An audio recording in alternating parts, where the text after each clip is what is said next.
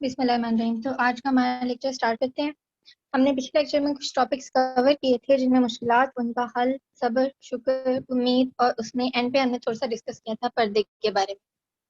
ہماری زندگی میں مشکلات کیوں آتی ہیں، ہمیں ان پہ صبر کیسے کرنا چاہیے، ان کا حل کیسے ہو سکتا ہے، ممکن وہ ہمارے لیے بینیفیشل کیسے ہوتی ہیں، اور ہم اس پہ شکر کرنے کے بعد ہمیں اس کا اجر کیا ملتا ہے، اور اللہ تعالیٰ پہ یقین، اور اس کے بعد جو سب سے اہم چیز ہے کہ آج کل عورتوں کا پردہ، جو بہت ضروری چیز ہے، جس پوائنٹ پہ بہت کم بات کی جاتی ہے، ایون کہ لڑکیاں خود بات کرنا پسند نہیں کرتی ہیں کہ ہمیں کوئی کیوں کہہ رہا ہے کہ ہم اپنی آزادی کو چھوڑ کر، جس کو وہ آزادی کا نام دیتی ہیں، کہ ہم اپنی آزادی چھوڑ کر سر پہ دوپٹہ لیں، ویل کریں، ویل کرنے کے بعد حجاب کریں، ہم ایسی چیزیں کیوں کریں؟ تو اس چیز کا حکم ہمیں اللہ تعالیٰ نے قرآن پاک میں دیا ہے۔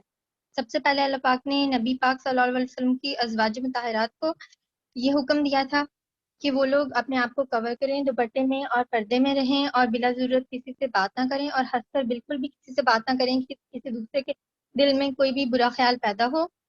اور دوسری بات یہ کہ ان کا رتبہ ڈیفائن کر دیا تھا اللہ پاک نے قرآن پاک میں۔ اس کے بعد پھر اللہ پاک نے حکم دیا کہ جو بھی مومنین کی بیٹیاں ہیں، بیویاں ہیں، مائیں ہیں، وہ بھی اس حکم پہ عمل کریں، اور ان کے لیے بھی پردہ لازم قرار دے دیا گیا۔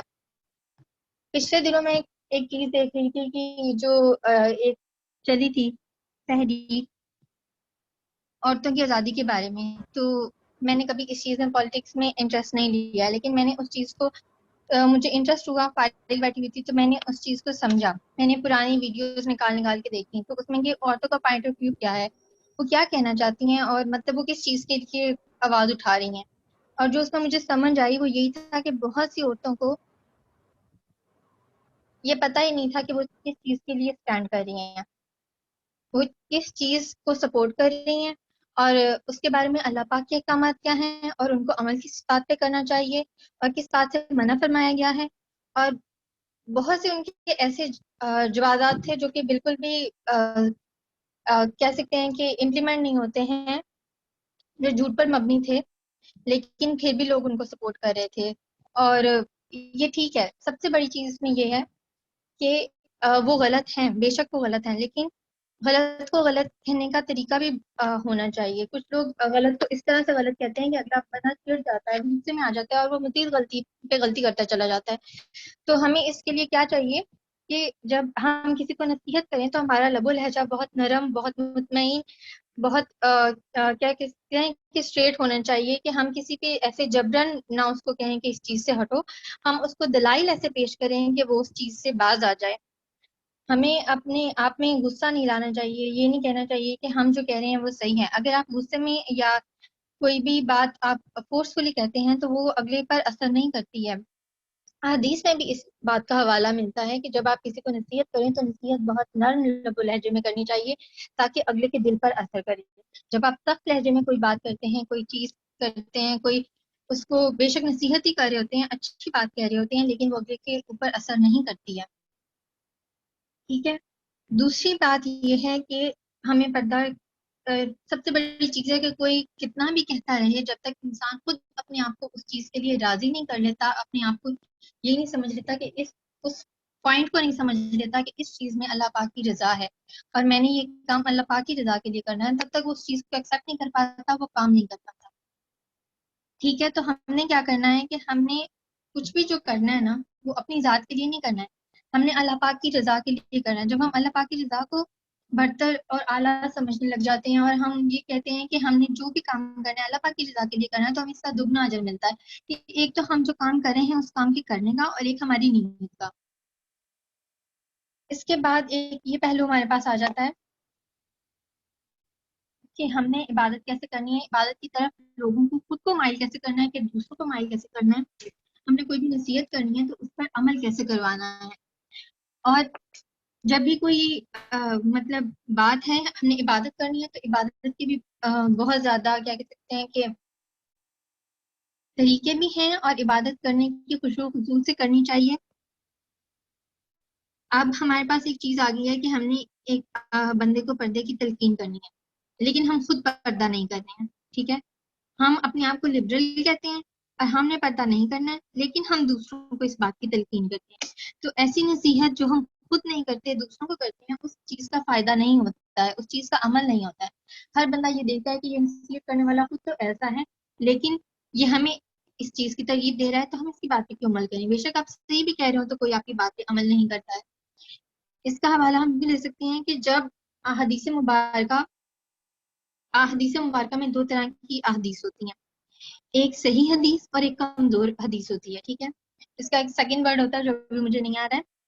तो कमजोर हदीस का मतलब ये नहीं है कि वो हदीस गलत हो जाती है, उसका मतलब ये है कि जो उसका रावी है, जिसने उसको स्टेट किया है, जिसने बताया है कि ये हदीस ऐसे है, उसका उसके किरदार में, उसकी जिंदगी में कुछ झोल है, जिसकी वजह से रावी के बिना पर इस हदीस को कमजोर हदीस कहा जा रहा है, जबकि हदीस बिल्कुल ठीक है।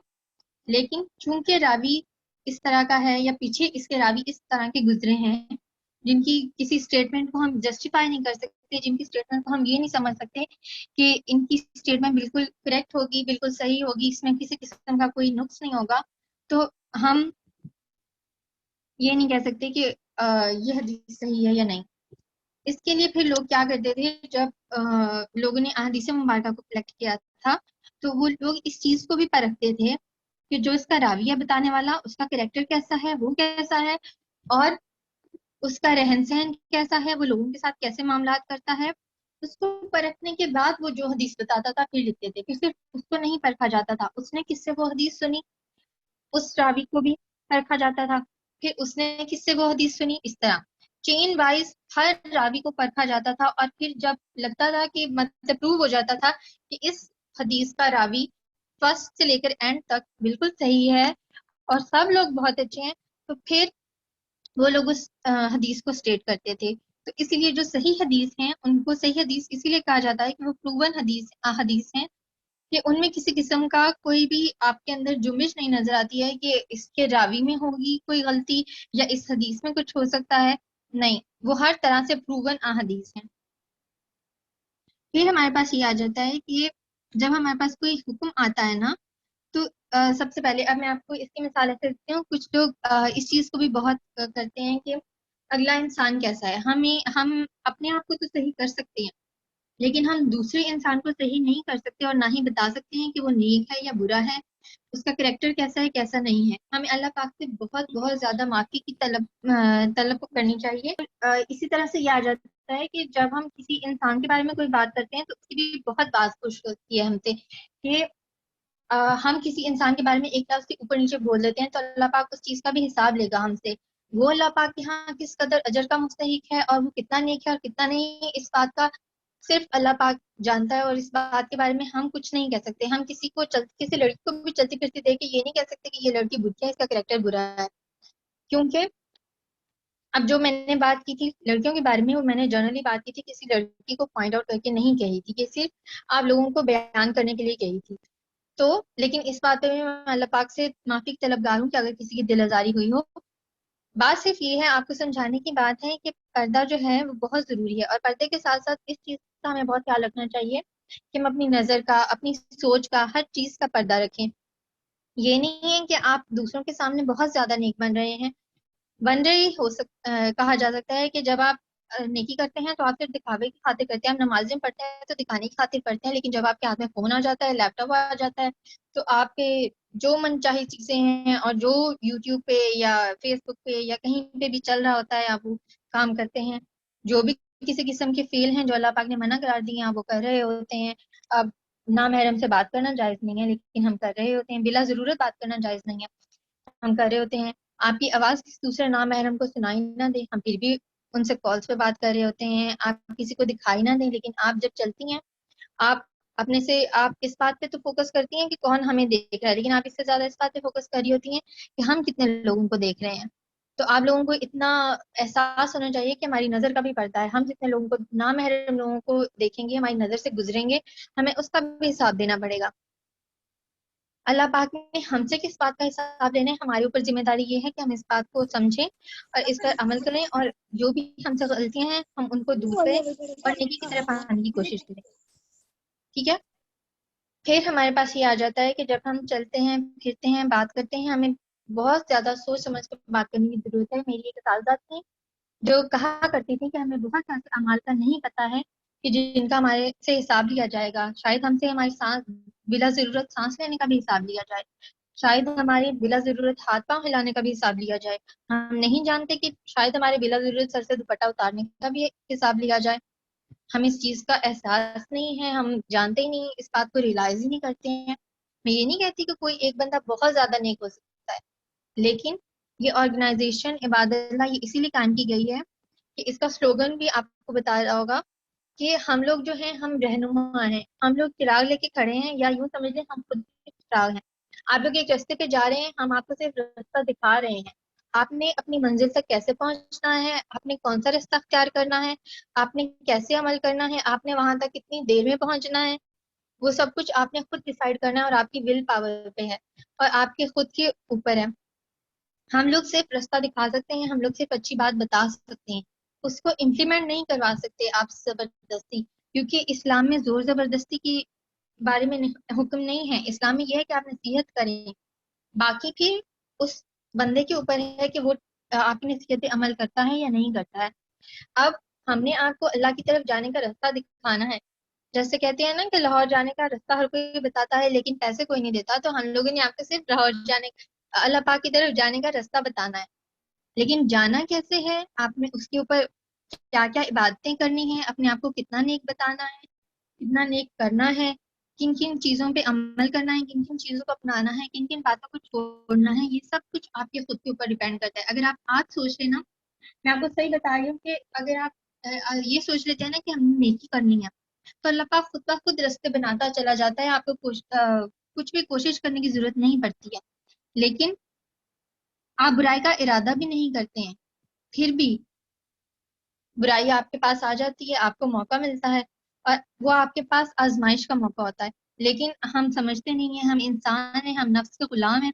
ہم برائی جیسے ہی ہمارے سامنے آتی ہے ہم اس کی طرف کھنچتے چلے جاتے ہیں, لیکن جب اچھائی ہمارے سامنے آتی ہے تو ہمیں اس کو ایکسیپٹ کرنے میں بہت سے دلائل کی ضرورت ہوتی ہے. پھر ہمیں یہ ہوتا ہے کہ جیسے اب ایک میں نے اب جب عبادت اللہ کو جوائن کیا, اس سے پہلے میرے دماغ میں ایک سوچ تھی کہ میں نے اپنے آپ کو بہتر بنانا ہے, میں نے اسلام کی طرف اور زیادہ توجہ سے آنا ہے, میں نے اچھی باتوں کو اور زیادہ سیکھنا ہے, میں نے قرآن کو اور زیادہ سیکھنا ہے, میں نے تفسیر کو اور زیادہ ڈیٹیل سے پڑھنا ہے. میں نے یہ سب سوچا تھا, لیکن اللہ پاک نے خود بخود راستہ بنا دیا. سر کاشف نے کانٹیکٹ کیا, انہوں نے پوچھا, سارا کچھ ہوا, ہم لوگوں کی امپلائمنٹ ہوگی. وہ ایک اللہ پاک نے راستہ بنا دیا نا, اللہ پاک نے ان کو ذریعہ بنا دیا, اور مجھے یہ موقع دے دیا کہ میں آپ لوگوں کو کچھ نہ کچھ سکھا رہی ہوں. میری وجہ سے اگر آپ لوگ ایک بھی نیکی کرتے ہیں تو میرے لیے یہی بہت ہے, کیونکہ آپ کو نہیں پتا ہوتا کہ آپ کی وجہ سے آپ کی گئی ایک نیکی بھی آپ کو جنت میں لے جا سکتی ہے, اور آپ کا کیا گیا ایک گناہ بھی آپ کو دوزخ میں لے جا سکتا ہے. تو میں اللہ پاک کا بہت بہت شکر ادا کرتی ہوں کہ مجھے یہ موقع ملا. اب آپ لوگوں کو یہ موقع ملا کچھ سیکھنے کا, کچھ چینج. ہر انسان کی زندگی مختلف انداز میں گزر رہی ہوتی ہے, اور ہر انسان کا زندگی گزارنے کا انداز بہت مختلف ہوتا ہے. مختلف سچویشنز ہوتی ہیں, فائنینشیل حالات بہت مختلف ہوتے ہیں, لیونگ سٹینڈرڈز بہت زیادہ مختلف ہوتے ہیں.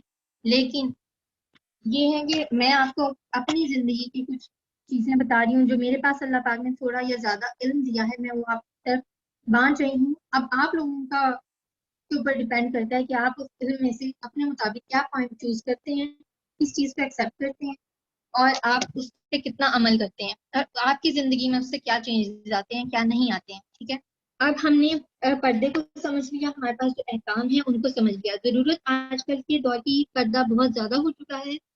ٹھیک ہے, جس طرح آپ ایک سمپل ڈریسز لیتے ہیں, آپ کو ان کو دیکھ کے اچھا لگتا ہے, خوشی محسوس ہوتی ہے. آپ ابایا کے ڈفرینٹ ڈریسز, ڈفرینٹ اسٹائل دیکھ لیں, آپ جو کیا کہتے ہیں اس کو حجاب کے ڈفرینٹ اسٹائل دیکھ لیں, لیکن آپ اپنے آپ کو نیکی کی طرف لانے کی کوشش کریں. جب آپ کوشش کریں گی خود بخود آپ کا دل کرتا جائے گا آپ اس طرف آنے کا, پھر آپ فل پردہ بھی کرنے لگ جائیں گی, پھر آپ اس کو سادگی اور اس کی طرف بھی لیتی آئیں گی کہ آپ سادہ رہیں, آپ فیشن سے نکل آئیں, آپ پھر جو خود پہنیں گی اسی کو فیشن سمجھنے لگ جائیں گی. تو یہ سوچ پہ ڈیپینڈ کرتا ہے, آپ پہ ڈیپینڈ کرتا ہے. پردہ ہر دور میں ضروری ہے, اور پردے کا حکم ہر دور کے لیے دیا گیا ہے.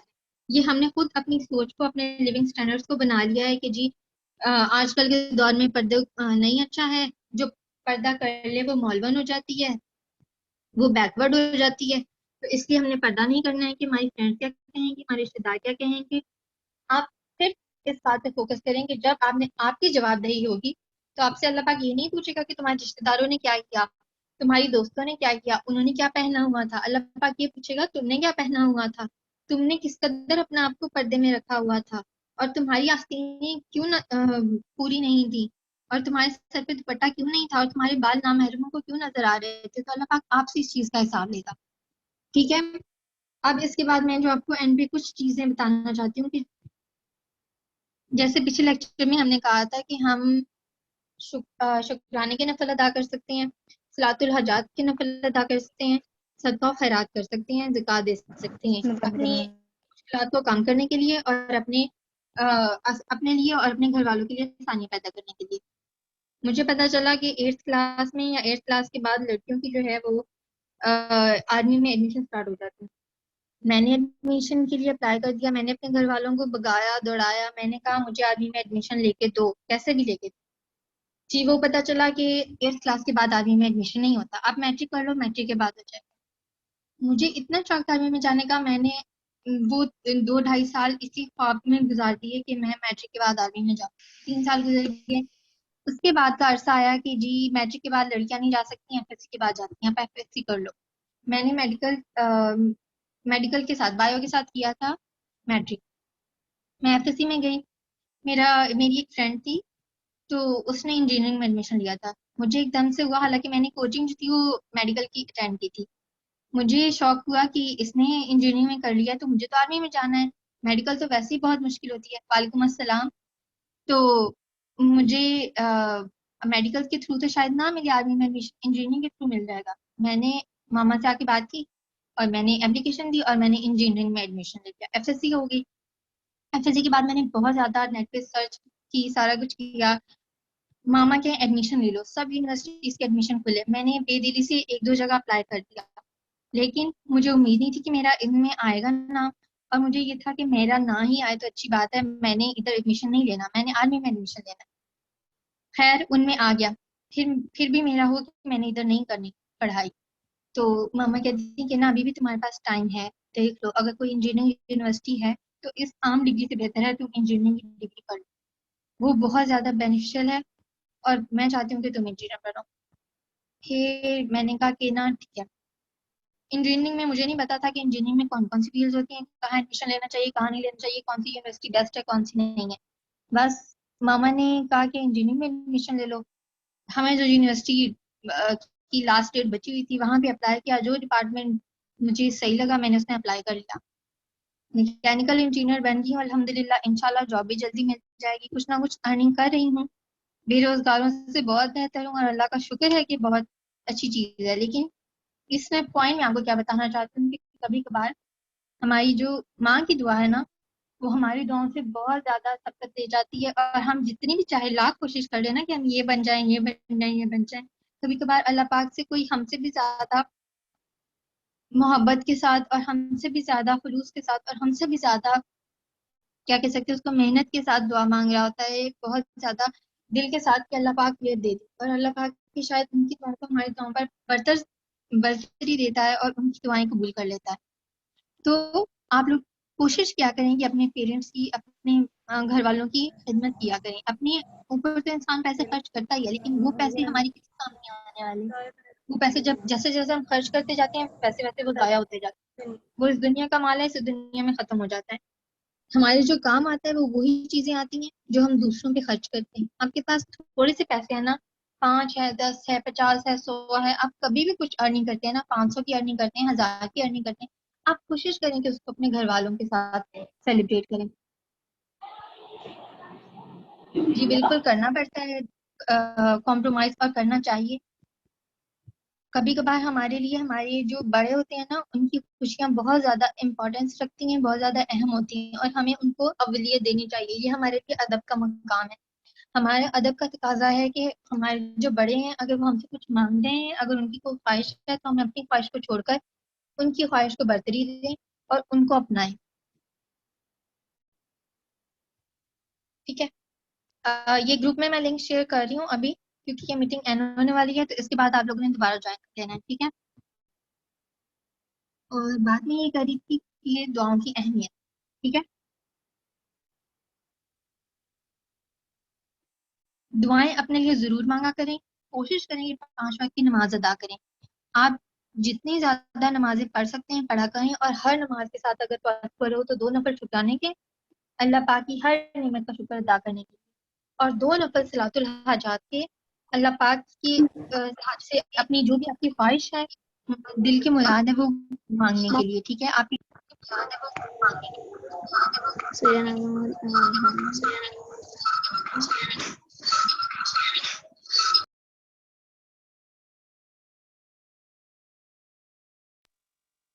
آپ کے گھر میں پریشانی ہے, آپ کے گھر میں کوئی بھی مشکل ہے, کچھ بھی ہے, آپ اس کے لیے 2 نفل صلاۃ الحاجات مانگیں. آپ کے گھر میں کوئی بیمار ہے, آپ کے والد بیمار ہیں, والدہ بیمار ہے, بہن بھائی بیمار ہیں, آپ میں سے کسی کی نوکری نہیں ہے یا سب کی نوکری نہیں ہے, کوئی بھی پریشانی ہے, کوئی بھی مشکل ہے, آپ 2 نفل صلاۃ الحاجات کی پڑھا کریں روز نماز کے ساتھ, بے شک کسی ایک نماز کے ساتھ, بے شک 5 نمازوں کے ساتھ. میم اس اور کا اللہ پاک طریقہ بتاتے پڑھنے کا پراپر.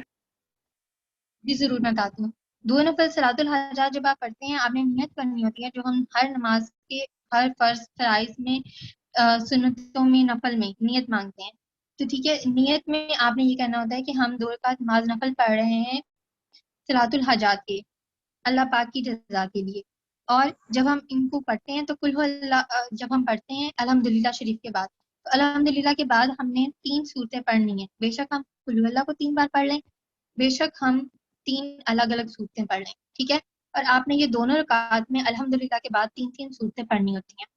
اور صلاۃ الحاجات کے نفل پڑھنے کے بعد بہتر یہ ہے کہ آپ کسی ذکر اذکار وغیرہ کر لیں, کچھ بھی لفظ کا ہے, کچھ بھی آیت کا ذکر آپ کو آتا ہے, آپ وہ اذکار کر لیں, اور کسی سے بھی بات کیے بغیر جو بھی آپ کی دل کی حاجت ہے نا, مطلب آپ 5 نمازیں پڑھتے ہیں, ہر نماز کے ساتھ 2 نفل صلاۃ الحاجات پڑھ لیں, اور ہر نفل میں آپ کی کوئی ایک دعا ہونی چاہیے جو آپ نے مانگنی ہے. ٹھیک ہے, جب آپ 2 رکعت نماز نفل حاجات پڑھتے ہیں تو آپ کی کوئی ایک وش ہونی چاہیے جو آپ نے مانگنی ہے اللہ پاک سے.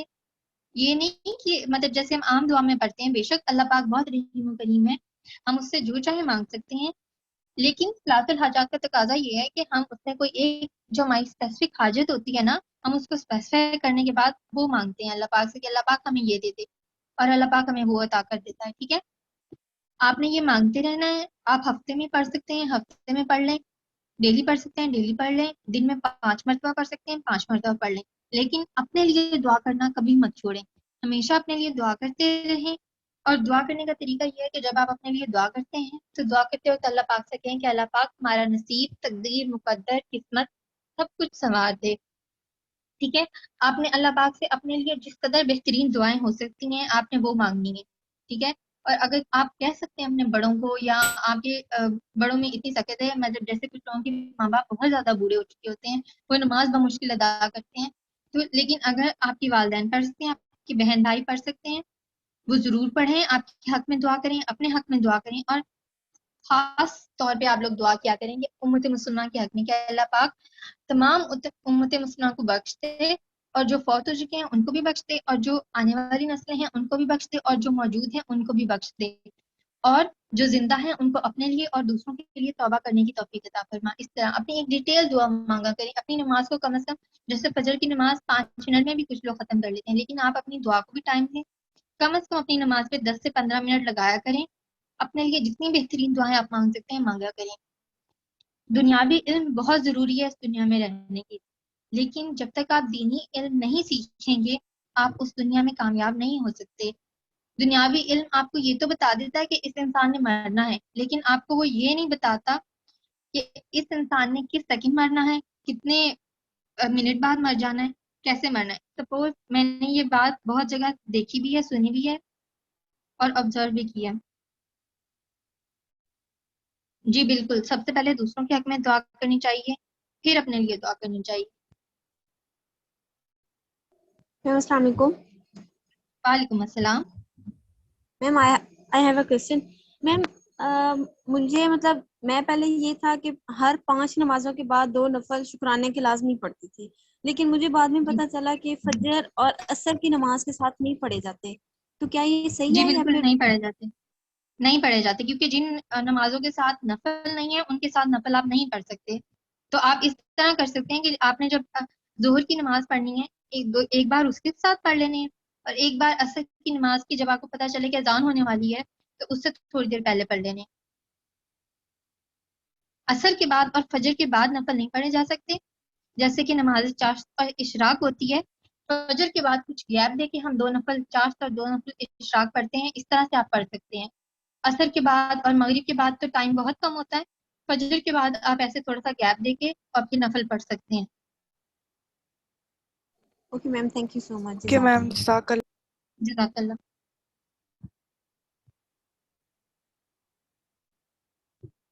اور اس کے علاوہ کسی کا کوشچن؟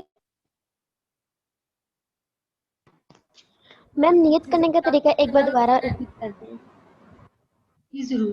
نیت کرنے کا طریقہ یہ ہے کہ آپ نے کہنا ہے 2 رکعت نماز نفل صلاۃ الحاجات اللہ پاک کی رضا کے لیے، ٹھیک ہے۔ اس کے بعد آپ نے الحمدللہ کے بعد 3 سورتیں پڑھنی ہیں اور ہر رکعت میں پڑھنی ہے، مطلب 2 رکعتیں ہیں تو دونوں رکعتوں میں آپ نے الحمدللہ کے بعد 3 صورتیں پڑھنی ہیں۔ بے شک آپ کو قل هو اللہ ہی 3 بار پڑھ لیں، بے شک آپ 3 الگ الگ صورتیں 3 بار پڑھ لیں، لیکن آپ نے 2 رکعت میں 6 صورتیں پڑھنی ہیں الحمدللہ کے بعد۔ جیسے ایک پہلی رکعت میں الحمدللہ کے بعد 3 صورتیں، پھر دوسری رکعت میں الحمدللہ کے بعد 3 صورتیں۔ اس کے بعد آپ نے درود شریف پڑھنا ہے سلام پھیرنے کے بعد، اور آپ کو جو بھی اذکار آتے ہیں، جو بھی آیتیں آتی ہیں، ان کی تسبیح کرنی ہے۔ اس کے بعد دوبارہ درود شریف پڑھنا ہے، اور اس کے بعد آپ نے غیر کسی سے بات کیے اپنے حق میں دعا کرنی ہے۔ جو بھی آپ کی حاجت ہے آپ نے اس حاجت کے لیے دعا کرنی ہے، اور کوئی ایک حاجت رکھنی ہے آپ نے جب آپ نے نفل پڑھنے، ٹھیک ہے۔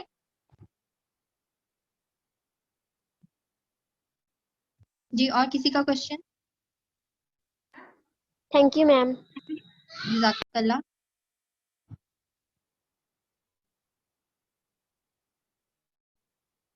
اچھا ایک اور چیز اب آپ نے یہ کیا کرنی ہے کہ آپ نے اپنی عبادتوں میں ایک چیز لے کے آنا۔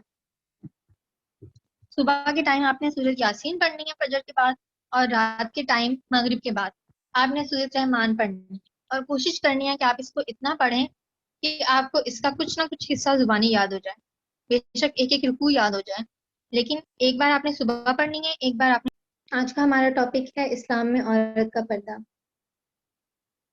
یہ ٹاپک ہم نے اس لیے بھی سلیکٹ کیا ہے کہ آج مطلب ایک کانٹرڈکٹ ہے کہ حجاب انٹرنیشنل حجاب ڈے آج بھی منایا جاتا ہے کچھ جگہوں پہ، اور کچھ جگہوں پہ 1 فروری کو منایا جاتا ہے۔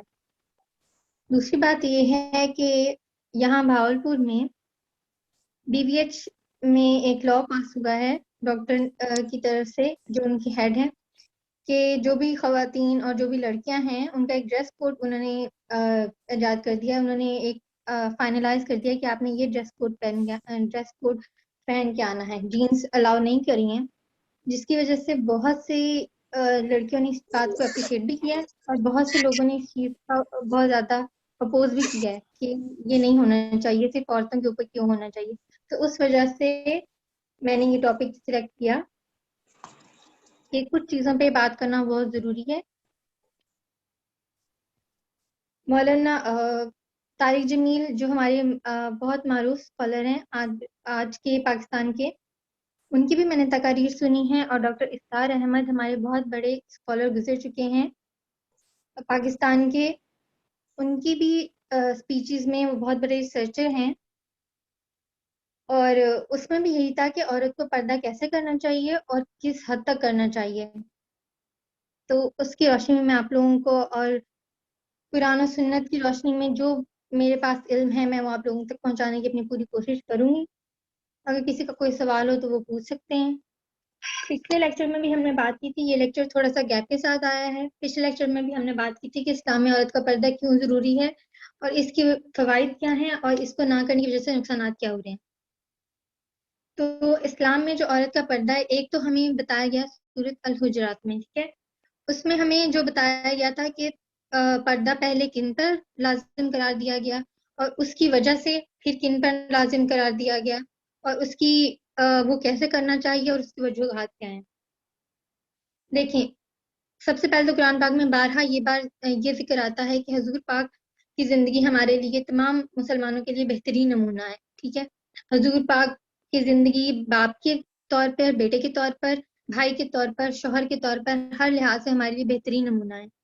ایک گائیڈر کے طور پر، ایک ٹیچر کے طور پر ان کی زندگی سے ہمیں بہت سی تعلیمات ملتی ہیں. لیکن ایک عورت کو کیا کرنا چاہیے اور ایک عورت کے معاملات کیسے ہونے چاہیے، اس کے لیے ایک تھوڑی سی چیز آ جاتی ہے کہ حضور صلی اللہ علیہ وسلم مرد تھے، تو عورتوں کے لیے کچھ ایسے احکامات ہیں جن کے لیے ہمیں عملی نمونہ ایک عورت ہی چاہیے تھی. تو اس کے لیے اللہ پاک نے پھر پہلے مومنین جو عورتیں تھیں، نبی پاک صلی اللہ علیہ وسلم کی بیویاں، جن کو سب سے پہلے اہل بیت کہا جاتا ہے،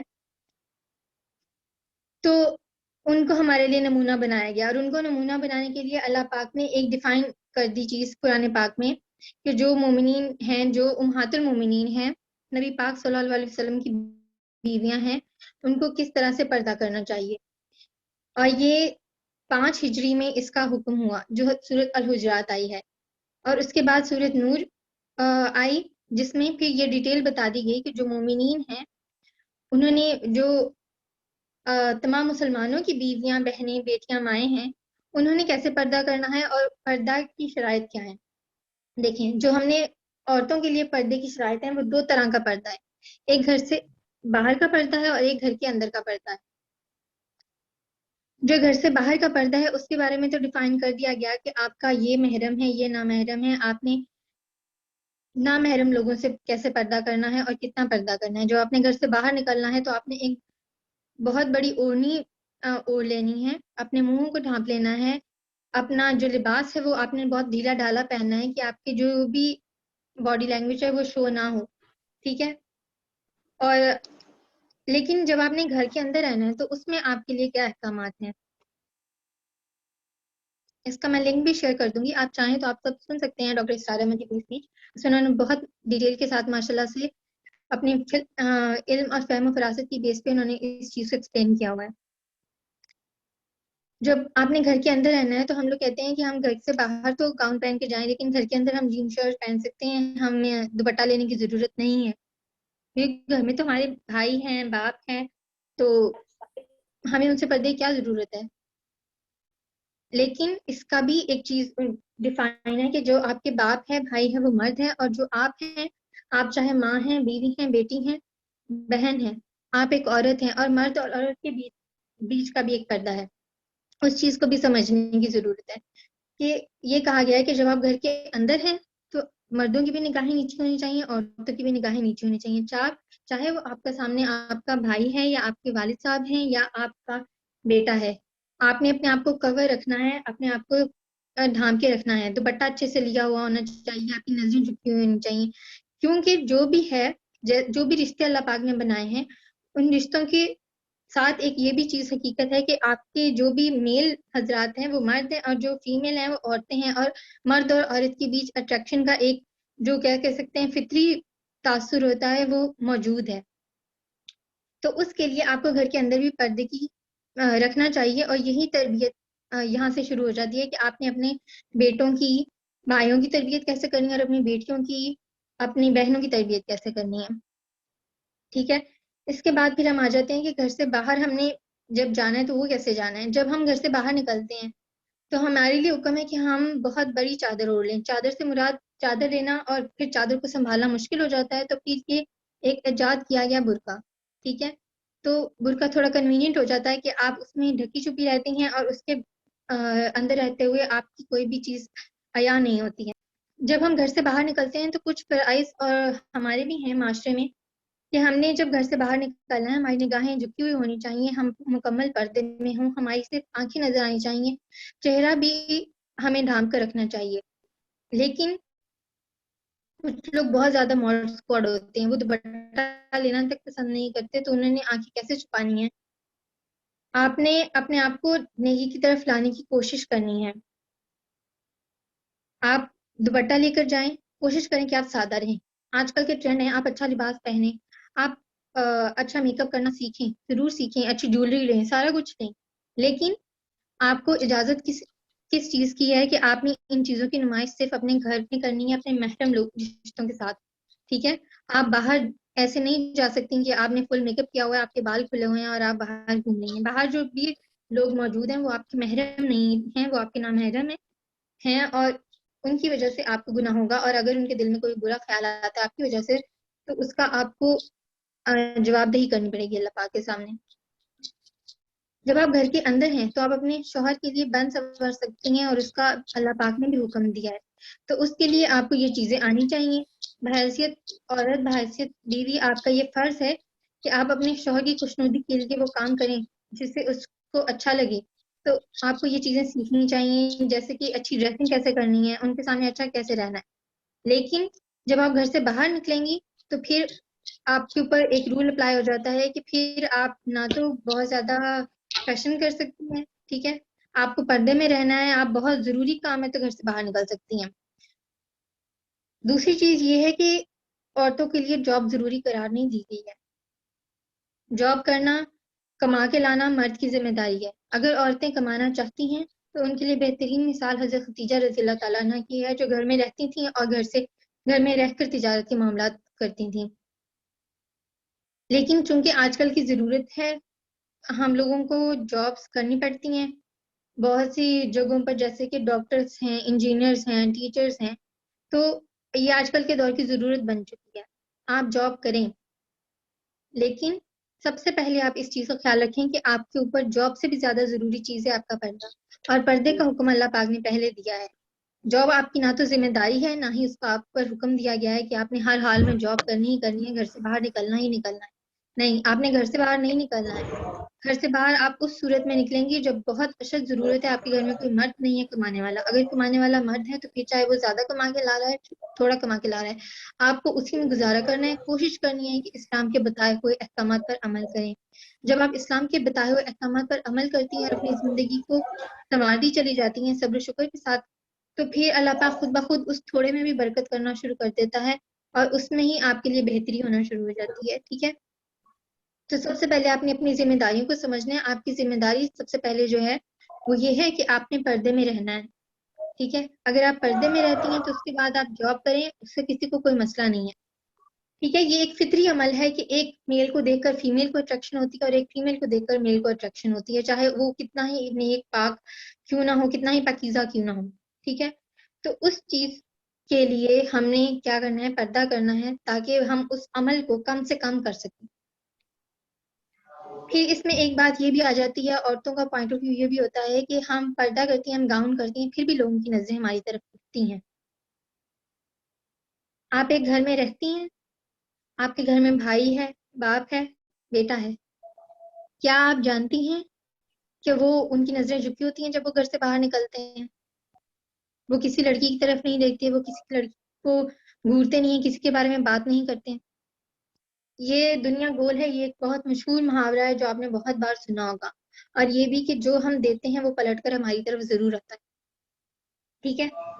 تو اس کی مثال آپ یوں لے لیجیے کہ اگر آپ کسی کی طرف نہیں دیکھتی ہیں، ٹھیک ہے، آپ کسی کے ساتھ کچھ برا نہیں بھی کرتی، لیکن اگر آپ کے گھر سے کوئی باہر دیکھ رہا ہے نا، تو وہ چیز بھی پلٹ کر آپ کی طرف آتی ہے۔ تو آپ کے اوپر اپنے پردے کے ساتھ ساتھ ایک ذمہ داری یہ بھی ہے کہ آپ کے جو گھر میں بہن ہے، بھائی ہے، اس کی تربیت بھی کرنی ہے آپ نے۔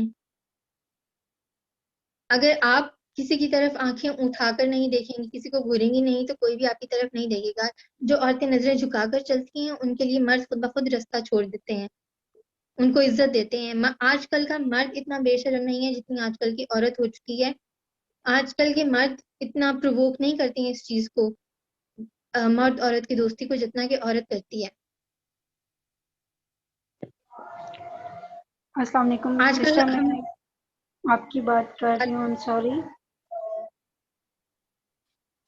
جی بالکل، آپ پوچھیں کیا پوچھنا ہے۔ سسٹر، اگر آپ احادیث کے حوالے سے ان کو بیان کریں تو میرے خیال سے بیسٹ رہے گا۔ آئی جی تھنک بالکل، آپ نے ابھی تک ایک بھی احادیث نہیں سنائی، تو میں چاہتی ہوں احادیث کی روشنی میں بیان کیا جائے۔ جزاک اللہ۔ جزاک اللہ۔ جی، ایک واقعہ ہے ایک صحابی کے بارے میں کہ وہ نبی پاک صلی اللہ علیہ وسلم کے پاس آئے اور انہوں نے کہا کہ میرے گھر میں برکت نہیں ہوتی ہے، میں کماتا ہوں تو میرے گھر میں برکت نہیں ہے کسی بھی چیز میں، تو اس کے لیے مجھے کیا کرنا چاہیے، یا مجھے کوئی عمل بتائیے۔ تو نبی پاک صلی اللہ علیہ وسلم نے فرمایا کہ تمہارے گھر میں اگر دروازہ ہے تو اس کے کیا تم نے اس کو دروازہ لگایا ہوا ہے؟ تو انہوں نے کہا نہیں. تو انہوں نے کہا کہ اگر آپ نے دروازہ لگائیں، اگر نہیں لگانے کی آپ کے اندر استطاعت، تو اس کی جگہ آپ اپنے دروازے گھر کا پردہ لگا لیں دروازے کی جگہ پر، تاکہ جو آپ کے گھر کی جب صبح ہوتی ہے تو فرشتے آپ کے گھر میں برکتیں لے کر نازل ہوتے ہیں. جب آپ کے گھر میں پردہ لگا ہوا ہوتا ہے تو وہ برکتیں جو ہیں وہ کنزیوم ہو جاتی ہیں. لیکن اگر آپ کے گھر کا دروازہ کھلا رہتا ہے صبح و شام، تو پھر وہ برکتیں جو ہیں وہ اس گھر سے رخصت ہو جاتی ہیں، بے برکتی آ جاتی ہے. ٹھیک ہے. تو اسی کا حوالہ اس طرح سے ہے، اس کا لنک اس طرح سے ہے کہ اسی طرح عورت کا مقام ہے. اگر عورت پردے میں رہتی ہے تو اس کی وجہ سے گھر میں بھی برکت ہوتی ہے اور اس کے اعمال میں بھی برکت ہوتی ہے. وہ کوئی بھی کام کرتی ہے تو اس میں اس کو آسانی ہوتی ہے. لیکن اگر آپ ہم یہ کہتے ہیں کہ ہم لوگ آفیسز میں جاتے ہیں، ہمیں بہت مشکلات پیش آتی ہیں. وہ مشکلات اسی لیے پیش آتی ہیں کہ جب ہم اگلی مرد کو جو ہمارے ساتھ کام کر رہے ہوتے ہیں، ہمارے کلیگز ہوتے ہیں، ہم ان کو وہ کرتے ہیں، ہم عجیب و غریب ڈریسنگ کر کے جاتے ہیں، ہم کور نہیں ہوتی ہیں، پراپر ڈریسنگ میں نہیں ہوتی ہیں، ہم نے بہت زیادہ میک اپ کیا ہوتا ہے، ہم اپنے کام سے زیادہ دھیان اس بات پر دیتی ہیں کہ ہم نے آج کیسا لگنا ہے. آج کل کا یہ ٹرینڈ بن چکا ہے. تو کائنڈلی اپنے آپ کو سدھارنے کی کوشش کرنی چاہیے ہمیں، نہ کہ ہمیں یہ دیکھنا چاہیے کہ ہم کیسے لگ رہے ہیں کیسے نہیں لگ رہے ہیں. کسی کی تعریف سے ہمارے اعمال میں اضافہ نہیں ہوگا، ہمارے عمل سے ہمارے عمل میں اضافہ ہوگا. جب کوئی غیر نامحرم آپ کی تعریف کرتا ہے تو اس کا آپ کو گناہ ملتا ہے، اجر ثواب نہیں ملتا ہے. ہاں، آپ اپنے شوہر کے سامنے جیسے بھی رہیں تو اس میں کوئی حرج نہیں ہے، لیکن اگر آپ گھر سے باہر جا رہی ہیں تو آپ کے اوپر ذمہ داری ہے کہ آپ اپنے معاشرے کو سدھارنا ہے اور اپنے آپ کو بھی. تو آپ کی وجہ سے معاشرے میں کوئی بھی اختلاف پیدا نہیں ہونا چاہیے، کوئی بھی برائی نہیں پھیلنی چاہیے. اس چیز پہ فوکس کرنا چاہیے. دوسرا یہ، جیسا کہ میں نے بتایا تھا کہ سورۃ نور اور سورۃ حجرات میں بہت پراپر واضح ہمیں احکامات بتا دیے گئے ہیں کہ ہم نے گھر سے باہر پردہ کیسے کرنا ہے، گھر کے اندر پردہ کیسے کرنا ہے، اور کن لوگوں کو، کون لوگ ہمارے محرم رشتے ہیں، کون لوگ نامحرم ہیں. جو محرم ہے، محرم کی ڈیفینیشن یہ ہوتی ہے کہ جس انسان سے آپ کی زندگی میں کبھی بھی کسی بھی حال میں شادی نہ ہو سکتی ہو، یہ ہے محرم کی ڈیفینیشن. تو محرم میں آپ کے والد صاحب آ جاتے ہیں. ٹھیک ہے. آپ کا بیٹا، آپ کا بھائی، آپ کا سسر. ٹھیک ہے. یہ چیزیں آ جاتی ہیں آپ کے محرم رشتوں میں. جبکہ جو آپ کے بھتیجے، آپ کے بھانجے، یہ آ جاتے ہیں آپ کے محرم میں. جبکہ جو آپ کے دیور ہیں، آپ کے جو بہنوئی ہیں، آپ کے دوسرے رشتے ہیں، وہ آپ کے نامحرم رشتوں میں آ جاتے ہیں، کیونکہ ان کے ساتھ آپ کی شادی ہو سکتی ہے. تو اپنے محرم رشتوں کے ساتھ سامنے آپ جو ایک مخصوص پردے کا حکم دیا گیا ہے، جس میں ہم گاؤن شامل کر لیتے ہیں، جس میں ہم ویل شامل کر لیتے ہیں، وہ جو ہے وہ نامحرم رشتوں کے لیے ہے. جو محرم رشتوں کے سامنے پردہ ہے وہ یہ ہے کہ آپ کا سر پہ دوپٹہ ہونا چاہیے، آپ کے گلے میں آپ نے اپنے آپ کو پورا کور کیا ہونا چاہیے، اچھی ڈریسنگ، ڈھیلا ڈھالا لباس پہنا ہوا ہونا چاہیے، اور جب آپ گھر میں چل پھر رہی ہیں تو آپ بادب نظر آنی چاہیے. دوسری چیز یہ کہ نبی پاک صلی اللہ علیہ وسلم کی سیرت یہ ہے کہ جب وہ گھر سے باہر نکلتے تھے اور جب وہ چلتے تھے تو وہ کبھی بھی ہمیشہ نظریں جھکا کر چلتے تھے، کبھی بھی کسی کی طرف نہیں دیکھتے تھے. اور ان کا ایک یہ معمول تھا کہ انہوں نے جب بھی کسی عورت سے بیعت لی ہے، کسی عورت کوئی بھی عورت ان سے بیان سننے آتی تھی تو وہ کسی سے مصافحہ نہیں کرتے تھے. ایون کہ جب بیعت بھی لیتے تھے تو موسٹلی وہ اس چیز سے منع کرتے تھے، ہاتھ نہیں کسی سے ملاتے تھے، اور کوئی عورت آگے ہاتھ کرتی بھی تھی تو وہ منع کر دیتے تھے. اور اگر بیعت لینے کے لیے ضروری ہوتا تھا تو وہ ایک پیالہ لیتے تھے جس میں ایک طرف عورت کا ہاتھ ہوتا تھا اور دوسری طرف نبی پاک صلی اللہ علیہ وسلم کا ہاتھ ہوتا تھا، اور اس پیالے میں پانی ہوتا تھا. کبھی بھی آپ صلی اللہ علیہ وسلم نے ڈائریکٹ مصافحہ نہیں کیا کسی بھی عورت سے.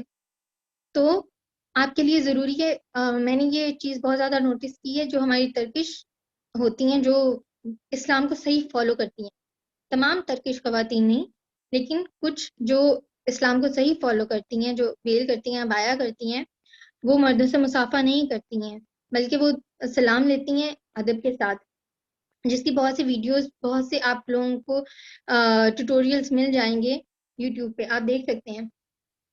اچھا جی، پردے میں اب بہت سی چیزیں آ جاتی ہیں. کچھ لوگ کرتے ہیں حجاب، جو وہ صرف اپنے سر کے بالوں کو ڈھانپ دیتے ہیں. ٹھیک ہے. تو سر کے بالوں کو ڈھانپنا بھی ضروری ہے، کیونکہ آپ کا ایک بال بھی نظر نہیں آنا چاہیے کسی نامحرم کو، اس سے بھی آپ کو گناہ ہوتا ہے. ٹھیک ہے. اس کے بعد آپ کی پوری باڈی کو آپ کو ڈھانپا ہوا ہونا چاہیے. پھر اگر آپ یہ کر سکتے ہیں کہ آپ کے ہاتھ نظر آ سکتے ہیں، پاؤں نظر آ سکتے ہیں، چہرہ نظر آ سکتا ہے. پھر اس کے بعد ہے کہ اگر آپ اور زیادہ کرنا چاہتی ہیں تو آپ گلوز پہن سکتی ہیں، پاؤں میں ساکس پہن سکتی ہیں، منہ پہ ویل کر سکتی ہیں. اس کے بعد اگر آپ اور زیادہ اپنے آپ کو کور کرنا چاہتی ہیں تو آپ ایک جادی نما پردہ ہوتا ہے جو پرانے زمانے میں یوز کیا جاتا تھا، اب نہیں یوز کیا جاتا تھا، آپ وہ یوز کر سکتی ہیں. پھر اس میں ایک یہ چیز آ جاتی ہے کہ یہ سوال اٹھایا جاتا ہے کہ کہیں پہ بھی واضح احکامات نہیں ہیں چہرے کو ڈھانپنے کے. حجاب کرنے کے بارے میں تو ہے کہ اپنے آپ کو ڈھانپ کے رکھو، اپنے آپ کو چھپا کے رکھو، لیکن ویل کا نہیں ہے. تو اس کے بارے میں یہ ہے کہ ویل کا بھی حکم ہے ہماری وجہ سے. اگر کسی کو ہمارا چہرہ ہی تو ہے جو سب سے پہلے ایک دوسرے انسان کو نظر آتا ہے، جس کی وجہ سے وہ اٹریکٹ ہوتا ہے ہماری طرف. اگر ہم اپنا چہرہ ہی نہیں چھپائیں گے، اس پر ہم نے اچھے سے میک اپ کیا ہوا ہے اور ہم نے نیچے سے گاؤن پہنا ہوا ہے، تو اٹریکشن تو ہم اس کو دے رہی ہیں. پھر وہ پردہ تو نہ ہوگا. پردہ تو یہ ہے کہ آپ کی وجہ سے کوئی آپ کی طرف اٹریکٹ نہ ہو. تو اپنے آپ کو سادہ بنائیں، جتنا آپ لوگ بہترین کر سکتے ہیں اپنے آپ کو اتنا بہترین کریں. آپ کو کن لوگوں کے سامنے اپنے آپ کو تیار کرنا چاہیے، سجنا سنورنا چاہیے، وہ آپ کے محرم رشتے ہیں. اور محرم رشتوں میں بھی ایک ادب کا مقام ہے کہ آپ نے ایک ادب کا دائرہ قائم رکھنا ہے. ٹھیک ہے. آج کل پہلے یہ ٹرینڈ انڈیا میں ہوتا تھا، اب ہمارے یہاں پہ چل پڑا ہے کہ جو ہماری آج کل کی لڑکیاں خواتین ہیں وہ اس بات کو نہیں سمجھتی ہیں کہ ہم مسلم ہیں، ہمارے اوپر کیا احکامات ہیں. وہ اس چیز کو یہ سمجھتے ہیں کہ یہ دقیانوسی باتیں ہیں. پھر دوسرا ان کے پاس پوائنٹ یہ ہوتا ہے کہ مرد ہمارے اوپر تو حاکمیت کرتے ہیں، ہمیں تو یہ کہتے ہیں کہ یہ کام نہ کرو، وہ کام نہ کرو، لیکن خود وہ نہیں کرتے ہیں. دیکھیں، جو مرد آپ کو عزت دے رہا ہے اس کا مطلب یہ ہے کہ وہ اگر وہ کوئی آپ کے لیے صحیح بات لے کے آیا ہے تو آپ کو اس میں عمل کرنے میں ہچکچانا نہیں چاہیے. ٹھیک ہے. اگر تو وہ کوئی غلط بات کہہ رہا ہے تو آپ ریفیوز کریں، لیکن اگر وہ کوئی آپ کی بھلائی کی بات کہہ رہا ہے، جیسے اگر کسی نے آپ کو جین سے منع کر دیا ہے تو اس میں کوئی برائی نہیں ہے، کوئی ممانعت نہیں ہے. آپ چھوڑ دیں جینس. اگر آپ کو نظر آ رہا ہے، آپ کو پتہ چل رہا ہے کہ آپ کی وجہ سے کچھ لوگوں کی نیت خراب ہوتی ہے، کچھ لوگوں کی سوچ خراب ہوتی ہے اور وہ آپ کو لے کے کچھ برا سوچتے ہیں، چاہے وہ پھر آپ کے پیشنٹس کیوں نہیں ہیں، کوئی بھی ہے، تو آپ وہ کام کریں ہی نہ. آپ کو تو اپنے آپ کو بہتر بنانا ہے. پھر چاہے وہ کوئی بھی کہہ رہا ہے، اگر وہ آپ کو بہتری کے لیے کہہ رہا ہے تو آپ اس چیز کو اپنائیں. آپ کو اس کو اپنانے میں اعتراض نہیں ہونا چاہیے. آج کل کی لڑکیوں کا اعتراض ہوتا ہے کہ ہمیں اس کام سے کیوں روکا جا رہا ہے، ہمارے لیے ہی کیوں اسلام آ جاتا ہے. اگر آپ کے لیے ہی اسلام آ جاتا ہے، کیونکہ سب سے بڑی ذمہ داری جو ہے وہ اسلام نے عورت پہ ڈالی ہے. مرد کو اللہ پاک نے مرد کی قدموں تلے جنت نہیں ہے، اور مرد کو اللہ پاک نے اتنا زیادہ تربیت کا نہیں کہا ہے جتنا عورت کو کہا ہے. اگر ہم اینالائز کریں نا اسلام کا، تو سب سے زیادہ جو ڈیوٹیز ہیں، جو رسپانسبلٹیز ہیں، وہ مرد نے ادا کرنی ہیں. جو فرائض ہیں وہ مرد نے ادا کرنے ہیں، اور جو سب سے زیادہ حقوق لینے ہیں وہ عورت نے لینے ہیں. اور جو یہ کہہ سکتے ہیں کہ قرآن پاک میں ایک واضح کام ہے جو وہ یہ ہے کہ اللہ پاک نے مردوں کو عورت سے ایک درجہ بلند بنایا ہے. یہ ایک واضح کام ہے کہ مردوں کو عورتوں کا حاکم بنایا ہے. ٹھیک ہے. لیکن جب اللہ پاک ثواب دیتا ہے، جب اللہ پاک درجات دیتا ہے، تو وہ اللہ پاک نے عورت کی قدموں کے نیچے جنت رکھی ہے. تو اس چیز کو آپ کو سمجھنے کی ضرورت ہے کہ جب آپ کی قدموں کے نیچے جنت ہے، آپ نے ایک قوم کی تربیت کرنی ہے، تو پھر آپ پر ایک ذمہ داری ہے کہ آپ نے اپنے آپ کو بہتر بنانا ہے. آپ کی وجہ سے معاشرہ تکمیل پاتا ہے اور آپ کی وجہ سے ایک معاشرہ بنتا ہے. آپ ماں ہیں، بہن ہیں، بیٹی ہیں. پہلی ایک انسان کی درسگاہ جو ہے وہ ماں ہے. ٹھیک ہے. یہ بات ہم نے بہت جگہوں پہ سنی ہوئی ہے. تو اگر آپ ہی اچھی تربیت نہیں کر رہی ہیں اپنے بچوں کی، اگر آپ ہی بہت زیادہ بے پردگی کا اظہار کرتی ہیں، بہت سے نامحرم لوگوں کے ساتھ آپ کا اٹھنا بیٹھنا ہے، تو آپ کی اولاد بھی آپ کو دیکھ کر وہی سیکھتی ہے اور وہی کرتی ہے. آپ اپنے بیٹے کو کیسے منع کر سکتی ہیں کہ تم غیر نامحرم لڑکیوں سے رشتہ قائم مت کرو، جبکہ آپ خود غیر نامحرم مردوں میں اٹھتی بیٹھتی ہیں، سر پہ دوپٹہ نہیں لیتی ہیں، بہت زیادہ آپ اپنے آپ کو لبرل کہتی ہیں. آپ ایک نیکی کی نصیحت، نیکی کا حکم تبھی دے سکتے ہیں جب آپ خود اس سے عمل کرتے ہو. جیسا کہ احکام الہی ہے کہ آپ کسی کو نصیحت کرنے سے پہلے خود اس نصیحت پر عمل کرو. اے لوگو، کیا تم دوسروں کو نصیحت کرتے ہو اور خود کو نہیں دیکھتے؟